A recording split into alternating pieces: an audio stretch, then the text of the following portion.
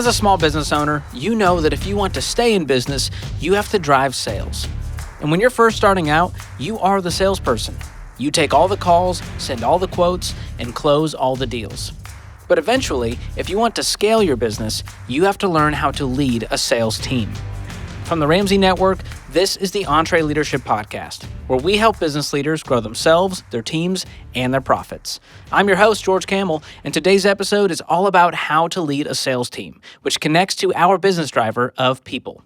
Our first guest today is Brian Buffini. He's the founder and chairman of Buffini Company, the largest training and coaching company in North America.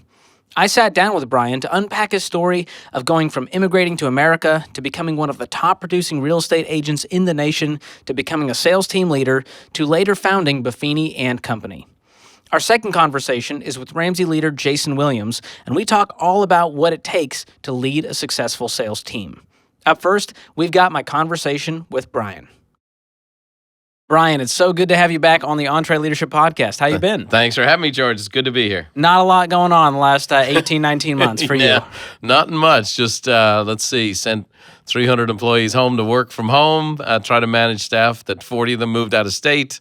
And COVID, no events. Other than that, not much going on. I feel like you needed a challenge. Yeah, right. Yeah, well, I got one. I got one. Just like everybody else did, by the way. Yeah. Well, you have an amazing story, and you shared with our entire Ramsey staff this morning, but tell me the story of you coming to America and really starting out your career here.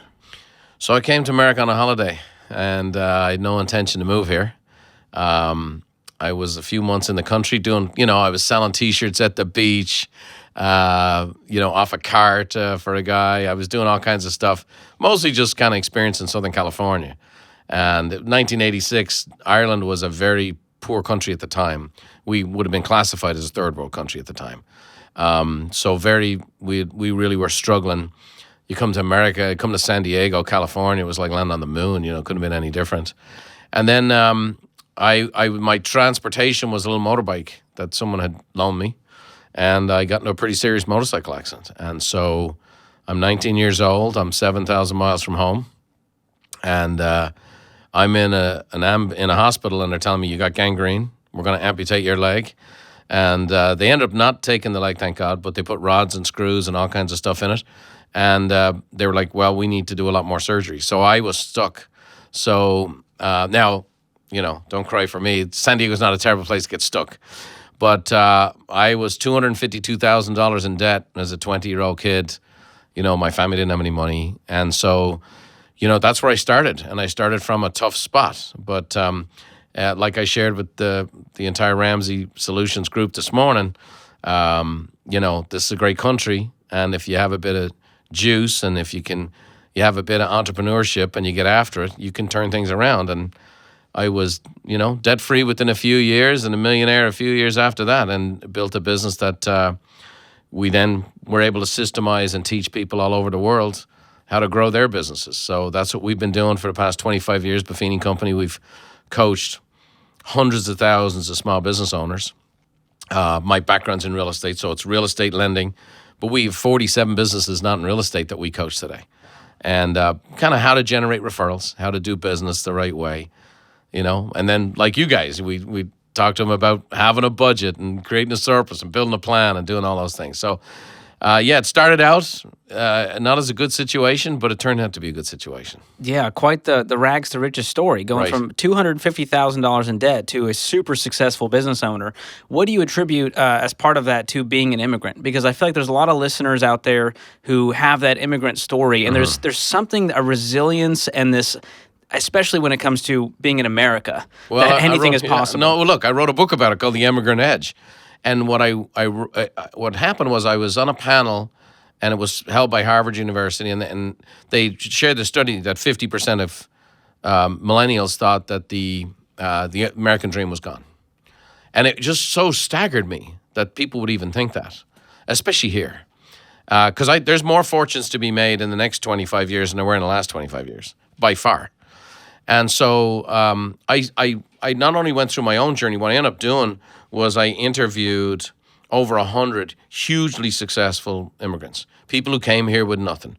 A guy from the Bahamas who came here who became a billionaire building, one of the biggest bakeries in the world, and just all kinds of people. Nido Cobain, who's the president of High Point University and became one of the most prolific speakers and business owners, came from Lebanon with nothing. I have $92, and this guy said I have $44, and I have $108, and oh, you were rich. I had $16, and all these people came with nothing. Many of them in more situations than me. I had a motorcycle accident, but I at least spoke the language, or a version of the language. Many of these people don't speak the language, don't know the situation. They come here, and what they see is the opportunity. And they see the opportunity. And if you can, make yourself good at something, be willing to learn, right? And that's why I love what you guys do at EntreLeadership. The people listening to this program are people who are trying to grow and learn. And, to me, your ability to earn is directly related to your ability to learn, and not scholastically. I learned more from my soccer coaches in Ireland about how to be successful in business than I did the business professor in college. So, your ability to earn, grow, work hard, put the head down, and then trust. Delayed gratification, I think, is something we immigrants excel at. And I think that's one of the ways I would say we have an unfair advantage over your typical American, is we don't need it now. I remember having people coming over to my house, and I had a real nice house at the time, and I had a couple of rooms with no furniture in it. And people were like, hey, is everything okay? And I'm like, yeah, the furniture's not going to appear right now, because I'm investing in things. And do that enough, right? And that's, Dave Ramsey, right? So I think the delayed gratification is a big one. Growing yourself is a big one. And then ultimately, you're given a gift. You have such a point of reference of where you came from and how much better this is. So just having that spirit of gratitude and realizing what you have is so great. And right now, it's very tough. Everybody's telling everybody how terrible America is and how terrible this is and how terrible business is and how terrible small business is. And then you have the COVID stuff that's hit a lot of people apart. And you get into that, and it's easy to believe it, even though it's not true. Yeah. It's not true, George. So there's no entitlement, and there's a very healthy perspective on how things could be, how things were, and the opportunity ahead that just drives that. Never forget where you come from, but use it as as a learning place. Don't because I've also met some immigrants that they lived as if it was all going to be taken away. Scarcity mentality. Right, because they came from a place, I have a friend from northern Iraq, and, his family had a 900-person company for years and years and years, and next thing you know, there's a change in leadership over there. They get blown out. And this guy went on to build a very successful company in San Diego, but we became friends, like good friends, to the point that I could have the chat with him. And I'm like, here's the thing, the boogeyman's not coming back. You need to relax a little bit. You're squeezing your kids too tight. Where this is where the budgeting becomes overly done. It's paranoia. And it's like, hey, hang on a second, live it up a little bit. You know what? Go to the restaurant. You know what? The car doesn't have to be falling apart for your kid to drive it. You know what I mean? And so you got to have that balance a little bit. But it can't be motivated by the fear. But I think one of the things for an immigrant, we come from. You're the son of immigrants. Yeah. And your parents have a perspective of where they came from. And they have a perspective of this country that'll never go away. And sometimes it's hard to translate it to the next generation, although you're a working man. You seem to have the immigrant edge yourself. Not scared of work, that's for sure. So what did your soccer coach teach you? You mentioned that you learned more from the soccer coach than the business professor, which I love. What were some of those lessons? That's a great question. His name was Slim Carlin. He was about 300 pounds. We called him Slim. And Slim, his first principle was put your best people down the middle. And in soccer, where you have 11 people on the field, if you, from the goalkeeper to the center back to the midfielder to the center forward, you put your very best athletes and your very best players down the middle. Well, that's the same with a company. And that is, you put your very best people at the most vital operations of the organization. You don't want somebody who's learning as the head of sales.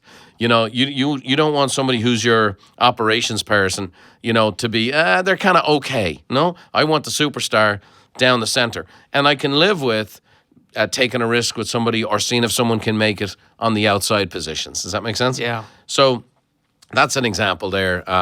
The other example Slim Carlin would say is that when you get ahead, stay ahead. And one of the reasons I see that in business is you make some momentum, you're having some profits, you get ahead, you stay ahead.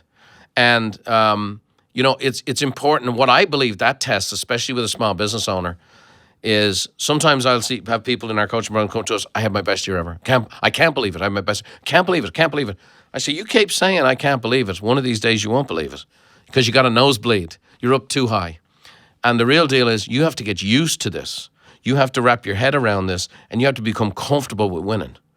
And okay, great. And what you did last year, scratch it clear and start over. And that's where there's that tension, right? You gotta create that. And so that's another great example there. When you get ahead, stay ahead. And I think there's a lot of people right now. It depends on what your business is and what your industry is. Certain industries have flourished during and post-COVID, and some have gotten hammered. No matter what your circumstances are, you got to wipe the slate clean here, go into the new year. Whether you won or lost, you got to go and try to win next year. And, that'd be very much Slim Carolyn stuff. Oh, yeah. And I've met a lot of our EntreLeadership event attendees in the past year, and some of them have struggled. And a lot of them say, we've had our best year ever, like you're saying. Yeah. And they're going, I can't believe it. I can't believe it. So that's perfect to hit that. So we're talking about sales today, which you are a master of. And at one point, you were one of the top producing real estate agents in the nation. And at some point, you said, I'm going to help other people get better at this thing. So how do you take that step from being the best in the game at sales and go, I'm going to lead a sales team? Yeah. So the key, and it's going to be your boring answer, is systemization. If it's no one can sell like you, Brian, no one can negotiate like you, Brian. This is what people used to say. No one communicates like you do, Brian. Well, that's very flattering, but that means there's no scale. There's no scale available. Oh, it's just me. Yep. Tell me how else great I am. And people buy into that. Also, as leaders, sometimes nobody can do it like me. And I used to say that about even administrative work. And then I found out not only could somebody do it like me, someone could do it better. Certainly in a lot of roles. Your pride there. Yeah. But I really think it gets down to breaking it down. I'll give you a really odd example. And it's, do you know who the Blue Man Group is? Oh, yeah. Great. Seen them. So you've seen them. Do you know which ones you saw? No. Do you know how many Blue Man Groups there are? I imagine thousands. Maybe not thousands, but there's dozens and dozens and dozens of them. They're well over $100 million business. Wow. And what happened was you had three original guys wearing blue masks, and they had they're very entertaining, they're very engaging, they're very skilled, and they do their routine. Then what happened is they took the time to write everything they do down, an SOP, standard operating procedure. Here's how we put our makeup on. Here's how we address the audience. Here's how we interact. Here's how we create humor. Here's how we do this routine. Here's how we do this juggling event. They broke everything they did. It was laborious. This is painful. I've done this stuff many times in building training programs. It's gruesome. But what comes out the other side? They had a manual of how the Blue Man Group works. Then here's what they did. Each one of them formed a team. So you take your three best guys, and they each form a team. So now we have three teams. You bring in two guys and you see who has it and who has it and who has it. You train them, you train them, you train them. Sometimes people make it, sometimes people don't. And within 6 months, they had three Blue Man Groups. That went on for 6 months. Then what do you think they did? Grew it again. They took each person off now they had 9 teams. And then they had, 18 teams. And they grew and they grew and they grew, and now they're all over the world. And something that was a performance act. And as you well know, I was in Nashville here. There's a lot of performers who were great, who died, and they're in their 60s still trying to make a living because it's just them. And then there's people who systemized and scaled. And that's the key component. And I think for anybody who's in a business, you have to look at that, what's systemizable and what's scalable. And if it's not, it's not. You can't make something happen that's not there. But most businesses I found can be systemized, can be scaled. And if the Blue Man Group can do it, any of us can do it. Yeah. So what were some of those systems that you started to put in place to teach other salespeople how to do this well? So I kind of break down everything I did. So I break down, first of all, here's what I do in a day as a successful salesperson. Then I break down, for me, I broke it into 3 categories. The lead generation stuff, and which I don't care. It's EntreLeadership, and people love the idea of leadership. Let me say this. Dave Ramsey thinks this way. I think this way. Doesn't matter how big the organization is. Dave Ramsey is the leader he's the lead salesman of this organization. I'm the lead salesman of my organization. Still, I don't do much of the selling anymore, but I'm still responsible for the mantle of it. So how do you generate a lead? How do you generate a customer? What's the optimal way to serve that customer? What's the experience that customer has, the customer experience from the time they first interact with you? I don't care if it's online, at a store, reaching out to you by a referral, whatever source. How do you handle that lead? How do you bring it through the chain? How do you interact with them? How do you set expectations? Who handles the leads? Where does that go? So you go from lead generation into the sales process, from sales into service, and service into the keep them connected and stay in touch. You know, in my business, in the real estate space, they did a survey, the National Association of Realtors, a 1.5 million member trade organization, and they surveyed everyone who bought a home in a calendar year. Giant, 5 million transactions. And what they found is that people who were thoroughly satisfied with their agent within 12 months couldn't remember their name. Wow. Only thoroughly satisfied clients. Like they thought their agent was great. Only 28%. So part of what I do is, the lead generation is to keep in touch with my customers, keep in touch with my past customers, right? So if someone sells a house, they might not be selling for 5 years. They may never sell. That doesn't mean they're not a great source of referrals. My best ever client actually never bought a house with me. But she was an advocate of mine, and I stayed in touch with her. So for me, what we develop is what we call items of value. So let's say, George, I sell you a home. Every month, for eternity, you're going to hear from me. And I'm going to send you information, cool stuff, like, hey, here's how to save money on taxes. Here's how to improve your credit score. Here's how to protect you and your family from identity theft. On top of that, I'd write personal notes. And so at least every 90 days, you just get a personal handwritten note. And you open up your mail. It's sometimes just nice to say, hey, George, how you doing? I would do a thing called pop buys, where my very best clients, I would go and see them, bring them a little gift. Okay, here it is. It's Halloween. Here's a little something for the kids, right? And I would do this. It's funny. Now, here's a great example. I remember I was delivering flowers for Mother's Day. And I'm talking about, I had hundreds of clients. So I'm going down the farmer's market, loading up an SUV with flowers. I come to the office. Now, this is a classic. And I won't mention this gal's name, but she walks up to me. She goes, Brian, I know you're an immigrant and whatever else, but in America, we have services that'll do this for you. They'll deliver the flowers for you. Now, this gal was selling about 6 homes a year. I was selling about 120 homes a year. Okay? And she's given me advice as the little immigrant. We have services here that can deliver for you. Because she didn't understand, I wanted to go see the people. Now, I was too busy to do it. But as the primary lead generator for my real estate business, even though I had a big team, I needed to go see the people, shake hands. I'm delivering flowers. And I did it. I'd go from 8 in the morning till 12, 4 or 5 days the week of Mother's Day. I'd see all these gals in my database. I'd go into offices. Now imagine walking in here to the company. I walk in the office, open bullpen, and next thing I might have 2 or 3 gals in there that are clients of mine. Next thing you know, I'm delivering flowers. Now these heads start popping up like moles. Like, who is that guy? And all the ladies start coming out of the cubicle. Who is this guy? Like, who is this guy? And he's our realtor. He's Brian. He does stuff like this all the time. And then they'd all look to the door because they're waiting for their realtor to come. And their realtor ain't showing up. And their realtor they might have been very happy with, but they're not going back to him. And here's the thing. I was top of mind.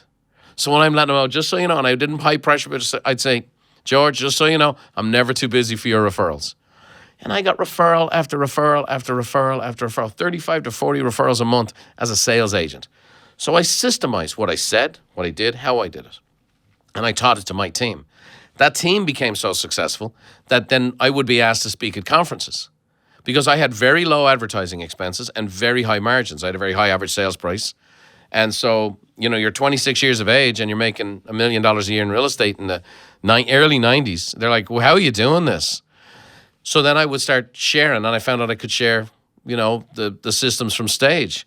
And then people say, okay, no, but I want the systems. So then the very systems I trained my own team on, I then packaged and trained for people at the events. And that then led to what's now Buffini Company, which, 1 out of every 8 homes in America sold through our training and coaching. 1 out of every 7 in Canada. You get your license in South Africa, you're going to go through the Buffini training program. And it's all over the Czechoslovakia, you name it. We're in 41 countries. So it started by me systemizing what I did for my team. And then because I systemized it in such detail, the team did well.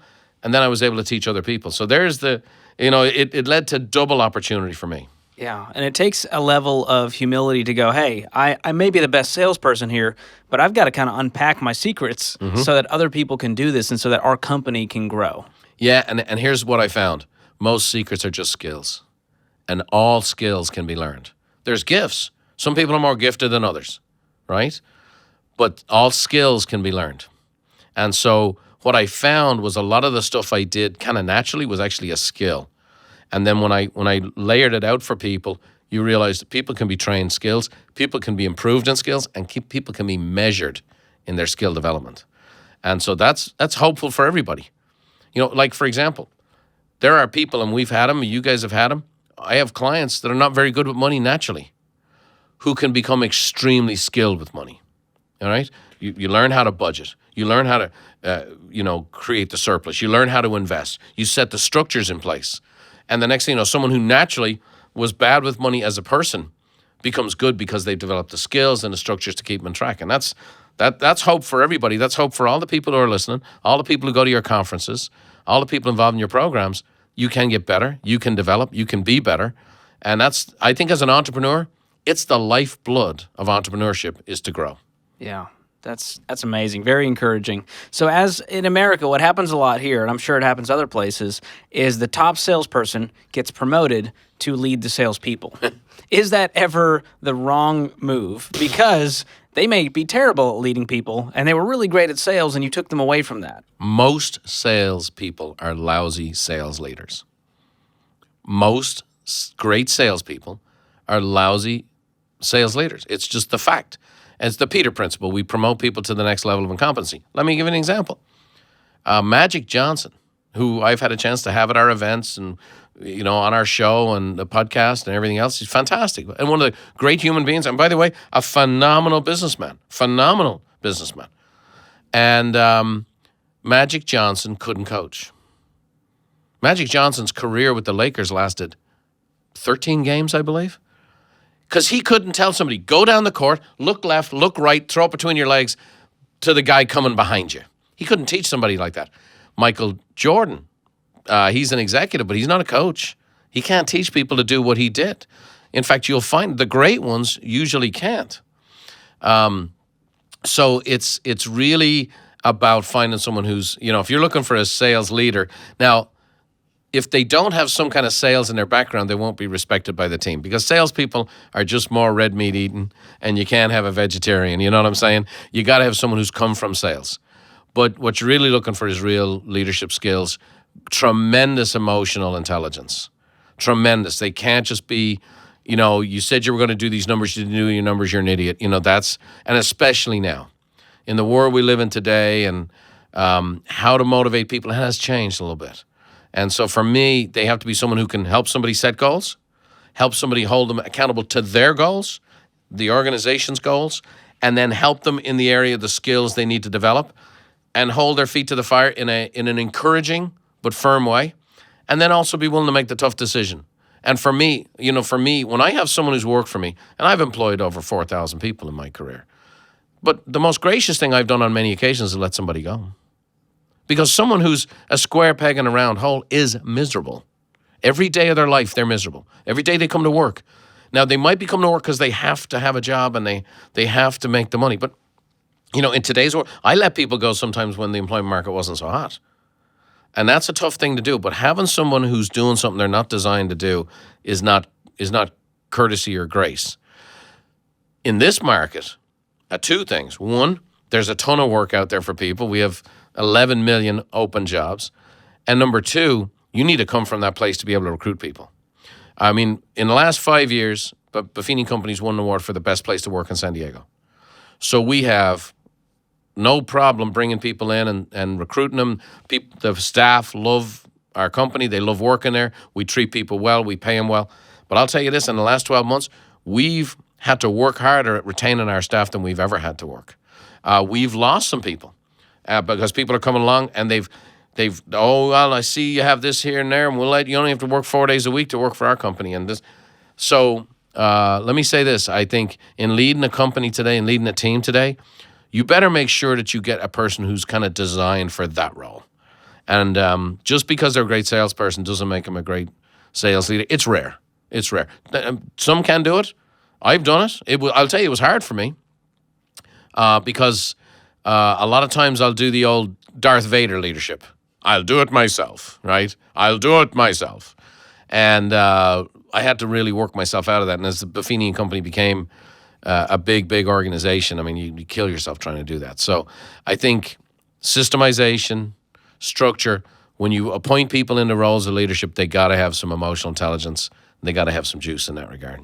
What were some of those mistakes you made in the early days of Buffini Company when you were trying to build and scale and create these systems and get people to do things the way you wanted it done? I actually wrote a book. I actually should give people a link to. I actually give it away now. It's called Taking Care of Business. And in the intro to the book, I list the 10 biggest clangers I ever made in business. Clangers, I love that. Well, because here's the thing. Everybody writes a book and, oh, rags to riches, the guy that never put a foot wrong. And I went, here's my top 10. Worst decisions I made in business. And I wanted to lead off that way because, first of all, that failure's not final. Every entrepreneur has swung and missed. I mean, if you haven't missed as an entrepreneur, you're not an entrepreneur. You're an employee. Okay, if you are an entrepreneur who's never tried a product that didn't bomb, that hired somebody that didn't work out, that had a season where maybe you had to write a personal check to make payroll, I mean, those are the badges of honor of being an entrepreneur. And so, for me, the key is to learn from those things one time. Learn from those things one time. I'll go through the 10 as best I have, right? So I wrote, one of the things I said in the book is I bought a company that had a product that said it sold itself. Well, it turned out no product sells itself, and I learned that one the hard way. I started a business one time where I just hired family and friends. That didn't work out so good. I've started businesses where I didn't have all the finances in place to get the ball rolling, and I'm going to fund it as we go. You make these mistakes, you go through it, and then you go, okay, never doing that again. Never doing that again. And here's what I'm going to do differently. So if this would encourage people, I was at a board meeting. What happens is, and Dave and I have chuckle about this all the time, because Dave and I always, when we have dinner, will say, when we were broke, no one wanted to talk to us. You know what I mean? And we both felt we were just as wise when we were broke as we are now. Same person. Yeah. Yeah. But you get, when you make a lot of money, you do well over an extended period of time, you get invited to be on a lot of boards and a lot of charities and meaningful organizations and so on and so forth. So I was at a board meeting about a year ago, and there were billionaires and millionaires. It's a veritable who's who in San Diego business. And the chairman of the board is one of the most respected business leaders in the world. So there's a guy sitting at the end of the table, and finally it's almost like he just confesses to the group. He said, I got to be honest with you. I just don't belong here. I just don't belong here. He goes, I really haven't talked about, but I had a business a couple of years ago. It was just a giant failure. And he says, I'm at this board meeting, and all you guys are super successful, and I just feel like I'm a phony. And the guy at the end of the table, who's the billionaire, who's in his late 70s, is a genius guy, just starts laughing. And this guy felt, there was a moment of uncomfortableness because I think this guy felt he was being mocked. And he says to him, I won't say his name, but he goes, so-and-so, just so you know, we've all been there. We've all been there. There's nobody at this table without it. And he goes one by one, and he asks every person at the board meeting to tell their biggest business failure. And we all had a lot to choose from. And this guy's sitting, and he goes, we've all been there. This is the badge of honor. This is what it means. It's like I say, Churchill said, go from failure to failure without loss of enthusiasm. That's what an entrepreneur is. Now, the goal is you don't want to be fatal mistakes. You don't want to make the same mistake twice. And you don't have to go it alone. Get all the advice, get the input. But, you have to do that. And everybody makes mistakes, and everybody makes decisions that weren't great decisions. And it's part of it. And so, that was a great example. That was a hugely successful board where it was a board of people who'd all had their chapters of failure, but books of success. And I think for anyone listening, I hope it encourages that. That's why I know when people come to like the EntreLeadership event, they get to network and brainstorm with other small business owners. Like, it's one of the best things that happens because you find out, this guy and this gal, they put their pants on like I do. And this I'm not and that. alone. I'm not alone. I'm not crazy. And oh, by the way, what they usually find out, I'm actually on the way to being more successful than I realized. I'm actually in the midst of a success path. It just doesn't feel like it. Yeah. So as we wrap here, what's really grinding your gears in the sales world as you try to coach people? What are people doing wrong in that industry where you go, guys, stop? Well, I mean, I'm going to try not to be the old man who does the get off my lawn rant. But I will say this following statement. Customer service is dead in America. And it does not take much to be successful anymore. That's actually probably my biggest disappointment. It is easier to be successful right now than ever before. If you're in the construction business, if you say you'll show up at Monday at 9 o'clock and you show up on Monday at 9 o'clock, you are already in the top 15, 20%. If you say I want to start the job on the following Friday and you start, you're in the top 10%. If you finish the job when you say you're going to finish the job, you're in the top 5%, and you will get referrals up the wazoo. The dynamic is, and we're going through it, it is post-COVID, we're going through it culturally, but, you know, eye contact, the basics, customer service, actually being in a dynamic where I'm interested in serving, and sales is service. Like if you sell something, you can't sell the dream and someone else services the nightmare. You know, the only way you get if you make a sale, you make a transaction and you get paid. When you serve, you turn that client into an advocate. And that's the difference. So salespeople get paid. People who create advocates make fortunes. And I believe, so the upside, it's easier right now to succeed than ever before. It's easier to stand out from your competition than ever before. But you've got to be maniacal, and you've got to train and teach your people, and you've got to let them know. You know, we've got to take care of the customer. We've got to find out what the need is. We got to over-communicate with them. We got to let them know they're important to us. We got to thank them for their business. And then we got to follow up and let them know we'd appreciate their referrals. It's the service industry is suffering mightily, and the sales is deeply connected to it. So I would say, don't just sell, serve, and create advocates. That's really the hot button for me. The upside, easier to succeed than ever before in America. The downside, I hate to see the standards fall. Yeah, some bad and a lot of good there. A lot of hope, for sure. So for the small business owner who maybe they have a small team, maybe they're still doing the sales, maybe they have one sales guy, how do they start this week to start implementing some systems and really scale this thing to where they can see their business grow and flourish? Well, let me say this. The first key to management is self-management. And the one thing I think that happens for a small business owner is we become chief dog and bottle washer. And you can have your to-do list all checked off at the end of the day. That doesn't mean you won. It's what's on the to-do list. So for me, the key is a prioritized daily to-do list. And it's I prioritize things A, B, and C. And A's, B's, and C's, let me say this, let me put my chips on the table. They're all directly related to what generates revenue. The biggest lead generation, income generation activities are the A activities. And then I prioritize them A1, A2, A3. So I would rather come home and have a to-do list that I started with 10 items and then finished with 12. And I only got one done, but it was an A1. That's a good day.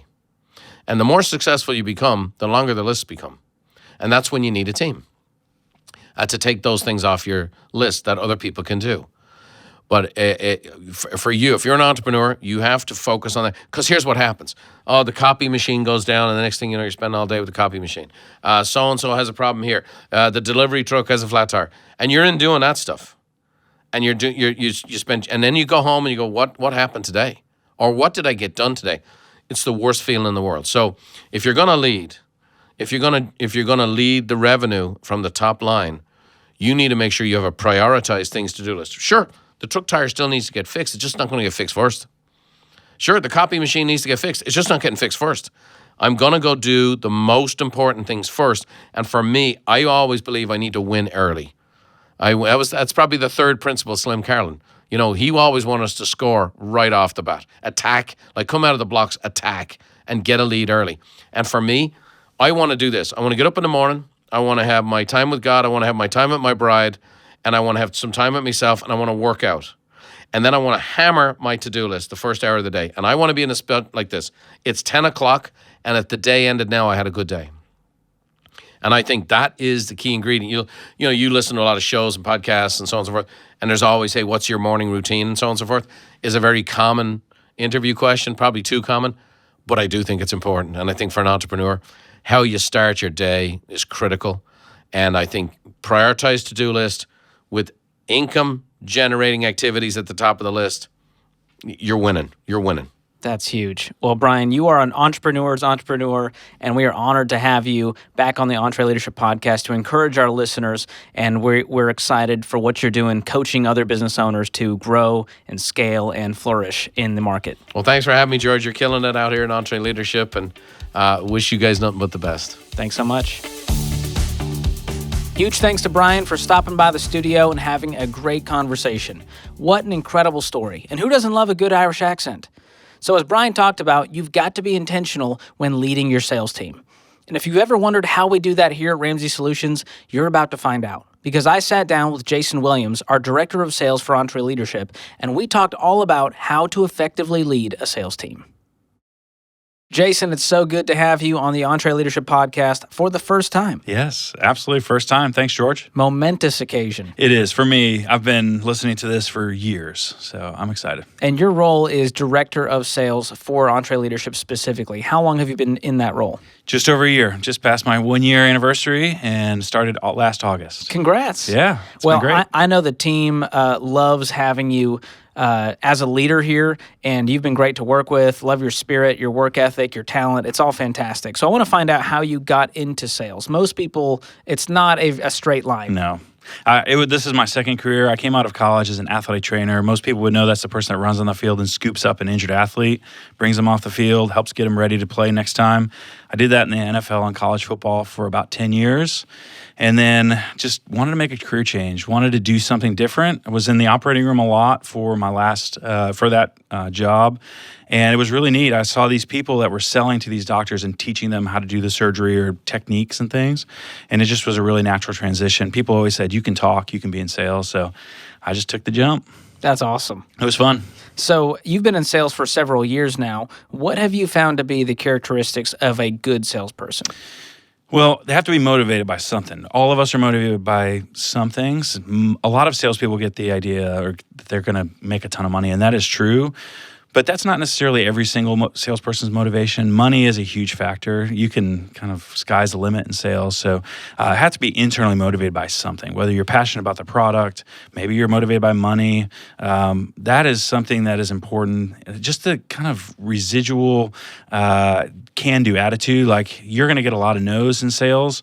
And so when you start as a salesperson, just know that you're going to get a lot of no's, and you have to be that person that can bounce back. It's kind of like a closer in baseball. Like, you give up a home run the next day you're going to have to come out. They're going to give you the ball again. You got to go perform. So just that never quit attitude, and I can persevere through anything. And then it also takes time to care about people. Sales is about people. You want to help somebody figure out their problems. So. And we're talking about how to lead a sales team in this episode. So what was your experience like transitioning from salesman to sales manager for the first time? Yeah, I got a phone call from a guy. I was a salesperson. My next two leaders called me out of the blue one day and just said, hey, you're now the director of sales for this company I worked for a long time. And I was totally shocked. I hadn't really not done any preparation for that. Looking back on it, they had given me opportunities to grow my leadership, but it was just a phone call. They saw something in me, and so I just started leading a sales team. At the time, it was 12 people. It was based in Georgia and Tennessee, and it grew to 25 people. I had great mentors, so I didn't know that I had the skills when I got promoted into that role, but I had been given opportunities to watch somebody else lead really well. Most people in sales, if they get promoted from sales to sales leadership, there's two things that happen. Either they're taking over a team that is in total turmoil because the person got fired and it's a train wreck, or they are taking over because someone got promoted. I was in that second camp. So it was really nice to be able to take over a team that was really well functioning and just kind of hone them in. So the latter sounds ideal. It is definitely ideal, but you also, sometimes the bar is really low. If you're taking over for a sales leader that is not doing their job, the bar is relatively low. If you just get people aligned and start them moving in the right direction, you'll look like a hero. If you're just a warm body, you're winning. Yeah, it's pretty much. It's a little easier than that. It's a little harder than that, but it sounds easy. So we were talking to Brian Buffini earlier about how sales teams, they tend to promote the best salesperson into a sales leadership role, and sometimes it can end with some frustration when that person maybe doesn't deliver similar results in leadership. So why do you think, on occasion, effective salespeople aren't necessarily the best sales leaders? Yeah, it's an interesting dilemma. I've been confronted with that a few times in my career, where a really good salesperson, sometimes the best salesperson on that team, really wants to be in leadership. There's a certain set of skills that a salesperson needs to have, and there's a different set of skills that a people leader needs to have. And if those two things are not in the same person, it's going to be really difficult. So salespeople, a lot of us, and I'm a salesperson, our world stops at the end of our nose. We're most concerned about what's going to benefit me. In people leadership, you never think about yourself. You shouldn't if you're doing it right. It's really about focusing on other people. And so good salespeople, high quality, high octane salespeople that are going to go out and kick doors in, sometimes they're honestly a little bit too selfish in their normal day-to-day activity. Then if you put them in a people leadership role, they're going to think everybody should do it their way. Everybody should do it the way that I did it. And that's going to become a really big problem for your business. Yeah, you can kind of let ego get in the way when you go, well, exactly. I'm the man. I was the top salesperson. Yes. So you better listen to me. Yeah, do it like I do it. Why can't these people do it like you did? Well, you have a specific personality. You have a specific set of skills. They may not have that set of skills. They may not have that personality. They can still be successful. You just have to figure out the way to motivate them to be successful, give them the tools to do it. That's a really difficult transition for somebody that has been about me producing for a long time. Yeah. And I wasn't the best salesperson on my old team. I can tell you that. There were lots of people that were better. Was that a tough transition where you had to really figure out the people side and go, how do I invest in people the right way? Yeah, it definitely, I think the stuff like the EntreLeadership podcast, when I didn't work here, was a huge help for me, because this is where I was getting my leadership training through things like this and through the books that you all introduced me to. So you can do investment on your own to make sure you're ready for that step. But once you get that slam transition and get that phone call that, hey, you're now the director of sales, it's time to figure it out. And it's at that point, you were really trying to learn, how do I motivate other people instead of just motivating myself? That's good.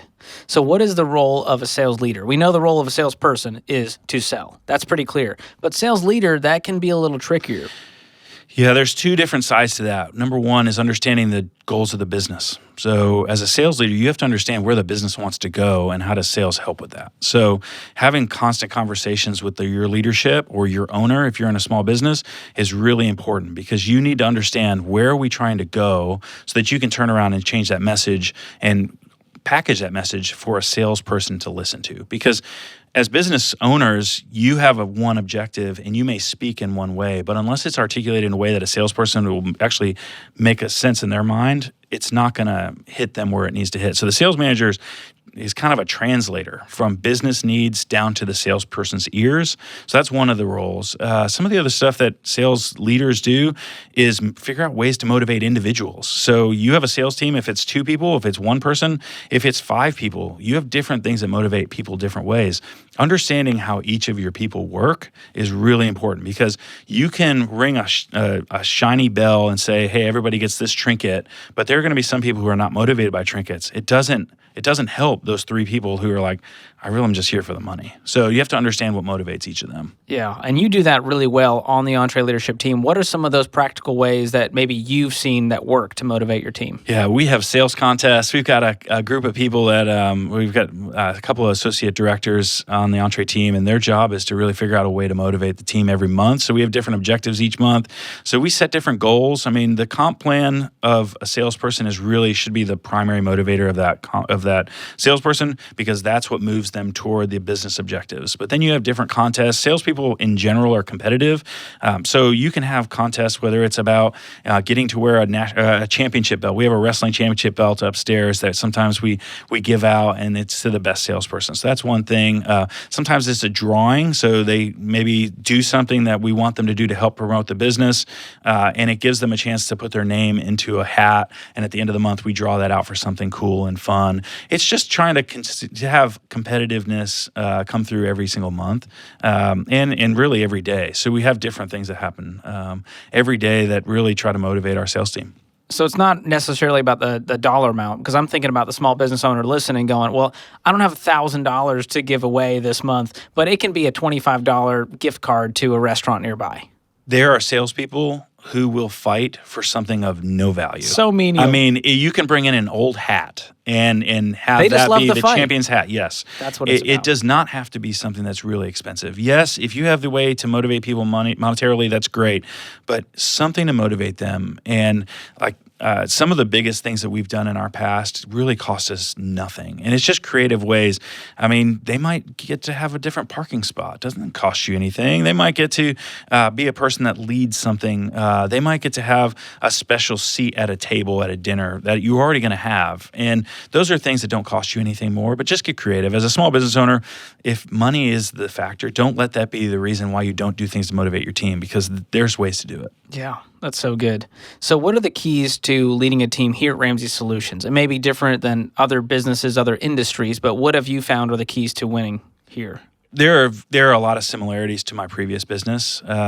And the differences are we're very missional. So talking every day about the mission is really important. Connecting your salespeople to the bigger why of why your organization is trying to make a difference in the world is hugely important. Now, we did that on my old organization, but when you're coming from I was part of an organization that was a $6 billion a year company, it's a little bit harder to connect the why. But when you're in a small business, you're trying to make a specific dent in a specific economy, whether it's your specific area or in an industry, and connecting the why of your organization to that salesperson makes a huge difference, especially to the younger generation. Younger salespeople today that I found, they want to understand what kind of a difference they're making. Their motivation is about the impact they're having and less about the money. So those are the things that I've observed. Yeah. So during the week, are there rhythms, habits, things that you do to effectively lead the team? Yeah, we have a couple different things. Sales training is really important. Sales training is something that is we try to work on our craft. It is truly training. So if you're a physically fit person, you're not going to stay physically fit unless you're pushing yourself. And so sales training is really important. It's something that we believe in here. And that can be simple as just reviewing phone calls. We have a recording system that records our phone calls, and it's really good to go back and listen to the game tape. We say go listen to the game tape, and listen to the game tape in front of all of your peers. So in the NFL, they would watch game tape, and the entire defense would be in there. And if one player made a mistake, the rest of the defense would give them a hard time. That's exactly what we do in sales. We have a daily stand-up where we talk about daily objectives. What are we trying to do? What was activity like the day before? Let's review the numbers, because sales is very scoreboard driven. It's not the entire story, but it is a very important part of the story. And so reviewing things like that is something that we do on a regular basis. So for the small business owner listening, they may still be doing the sales. They may be on that treadmill operator. They may have one salesperson, or they may have a small team. They may not have a sales leader yet. So depending on the phase, this could look very different for how you start to step into this. But what should a small business owner hiring for their first sales leader be looking for during that interview process? I had this conversation with one of our business owners at Master Series last year. They were the sole producer. They had a couple other salespeople, and they were looking to bring in a sales leader. And we had a great conversation. I think the first thing that's important is to find somebody that has been there and done that. Like, if you bring in somebody who's never done sales to lead a sales team, there's a group of sharks that will eat that person alive. That's not a good experience for that person. It's not going to be a good experience for your team. So finding somebody that has been a good salesperson, maybe not a great salesperson, and then find somebody with the character to lead people. It is all about people leadership. Like, they need to have the ability to sell, but it is about being able to read the room and being able to motivate people and to really care about their team. So if you can find somebody that can do those things, they've been in sales, they are a person that can motivate and lead people, and they can read the room, you're going to be in good shape. That's good. So they've got to have the sales experience, but they have to have this relational, empathy-driven type personality to where they really care about people just as much as they care about the scoreboard. Yeah, I say it all the time. A sales leader is really a kindergarten teacher for a bunch of high-paid kindergartners. I am one of those kindergartners, and so like we're very emotional. Salespeople are very emotional. We have highs and lows, and you need somebody that's going to be able to love on them and challenge them and kick them in the rear end if it needs to happen. I love that. What a great analogy to end off with. Well, Jason, I love the way you have led our EntreLeadership sales team, how much you care about people, and I'm grateful for your time being on the podcast Thanks, today. George. It's been fun. As Jason and Brian both talked about, it is crucial to have the right sales team in place. And if you don't have that team yet, you've got some hiring to do. And if you need some help with this hiring process, you can download the EntreLeaders Guide to Hiring. To get this free guide, just click the link in the show notes. Hope you enjoyed today's episode of the show. If you did, leave us a review and subscribe so you don't miss the next one. And we want to hear what you think of the show, what you like, what you don't like, and what we could do better. Give us your feedback by clicking the link in the show notes to schedule a call with Tim, our producer. If you want to keep up with us on social media, you can follow us at EntreLeadership. This episode was produced by Tim Hull, edited by Jacob Harrison and Bob Borquez, and mixed and mastered by Will Rudder. I'm your host, George Kamel, and on behalf of the entire EntreLeadership team, thanks for listening. Until next time, keep learning and keep leading.